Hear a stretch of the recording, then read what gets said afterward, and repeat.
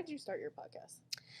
Ooh, okay. So I started my podcast in 2020, and I just was like, you know what? I was going through a lot of battles within myself Mm-hmm. when I started my podcast, and I felt like I needed to talk about it, and I needed to deal with what was going on with me at that time. I was angry a lot. I was overworking myself a lot, and I had just had my son. Like, I was just like, you know what? And my son, I think he was like 2 or 3 around that time. And I was just like, you know what? I need to talk. I need to release with all this within me, like my thoughts in my head, like I'm just keeping them to myself. Mm-hmm. So I'm like, I need to release this. And like I said, I wanted to start my healing journey. And I was like, you know what?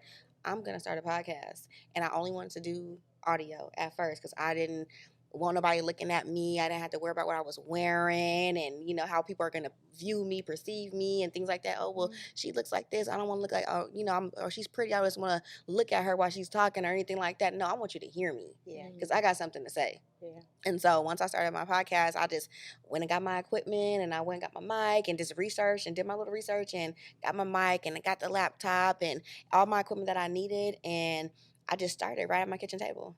And I was just talking, have my little notes and I could be in my pajamas. I can be, just myself, and be comfortable. I'm still myself and comfortable now, but I still get a little nervous on camera now that I switched to, being on YouTube and stuff. But when I first started, I was just like, okay, like, let's just talk about it. Like, what's going on with me, and this is how I'm feeling today, and like being very spiritual.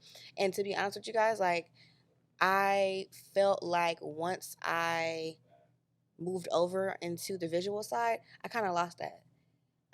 Because I was really more comfortable talking about this, I kind of veered off into what other people I think they would want to talk about, Mm-hmm. and not truly was coming from my heart. Yeah.